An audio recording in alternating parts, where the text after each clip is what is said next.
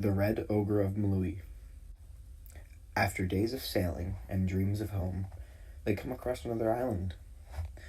They land and rush ashore with the relief that they are away from the brutal Cyclops' island.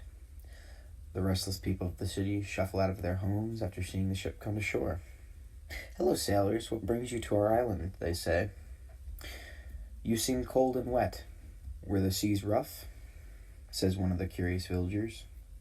Odysseus notices that the villagers are acting a little unusual. They seem to be expecting something or someone with observation. He quickly responds, "I am Odysseus, son of Latreus. My crew and I are sailing to our home in Ithaca." "Villager, what is the name of your island?" There is a murmur among the villagers. One of them announces, "We are the people of Molui. Please, travelers, come to our hall. The sun is almost set." The villagers lead the tired crew into the hall, a great fire blazing in the center of the room. What looks to be the island's king approaches their party. "I am Carcas. Who is the captain of this crew?" Odysseus answers, "My name is Odysseus, a man of many talents and feats. I apologize for the poor quality of our food. Our city is on the brink of famine because of our recent events, but don't dwell on that. Tell me, Odysseus, what brings your crew to the island of Molui?" "We were sailing back from Troy with the spoils of battle, but much suffering has come over our crew. King Caracas, if I said any more, it would surely sour our mood. My crew's tales of how we arrived on your island is one I'd rather not share." What Odysseus said shocks the king. "King Caracas, are you feeling all right? Has something I said worried you?" Odysseus asks. "No, it's nothing. When you are finished eating, my servants will get you a bath and a place to sleep. I must excuse myself for now." King Caracas turns and briskly walks to their table out of the hall. "Wow, I didn't think that scrawny king would be able to move that quickly," one of Odysseus' crew chimes in. As it becomes night, Odysseus' crew retires to the lodging provided by the King Caracas. When Odysseus wakes up well into the morning, he smells the great feast with all kinds of meats. When he arrives in the hall, the tables are full of meats, cheeses, and wines, much nicer than the food they are offered last night. The queen greets them with a sunny demeanor, much different than when they met him at last night. "Hello, honored guest of Molui. Our dinner last night wasn't what we wanted you to remember us by. Please enjoy this meal as if it was your reception last night." "Thank you, Caracas. You are too kind."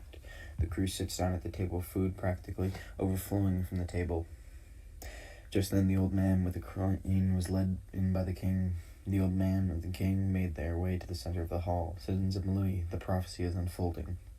Caracas says, gesturing to Odysseus' crew, "Wise Oracle Monib, please tell our guests what you foresaw a month ago." The old Oracle Monib speaks. "When misfortune fell on our city, I commend the gods for our fate. They relieved to me a man of great suffering would land on our island and shelter during his travel home. This man, only this man, would be able to bring our city, our famine, over." Odysseus' face shows confusion.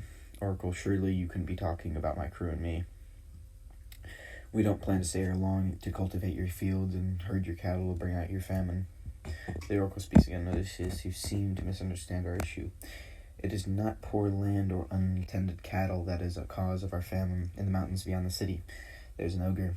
The ogre's name is Juyung, and in the one day he eats the same amount as 10 men. If your arrival waited another week, we would have nothing to make the feast with, let alone anything for our citizens. Please save our city from the ogre." Odysseus thinks for a second. "King Caracas, Oracle Manib, I will make quick work of Juyung." The room erupts with cheers for Odysseus and his crew.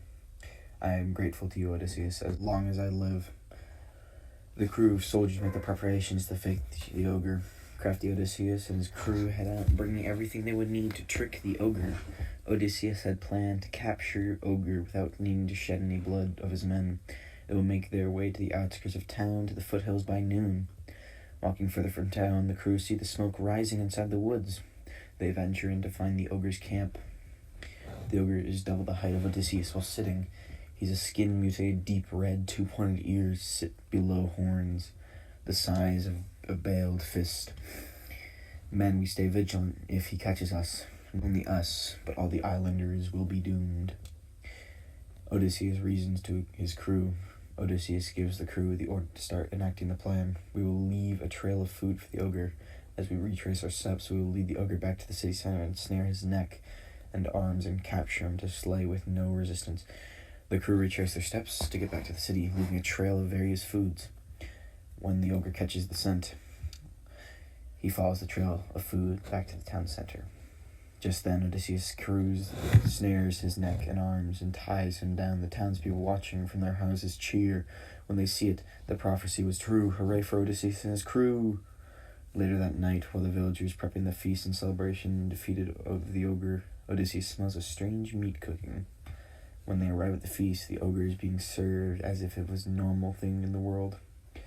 Egads, the crew, explains in unison, the crew not wanting to eat the meat. The culture of Molui says it is incredibly rude to reject the food. Odysseus' crew flees the hall of Molui, grabs all their spoils, and gets to the boat, never to return, glad they never ate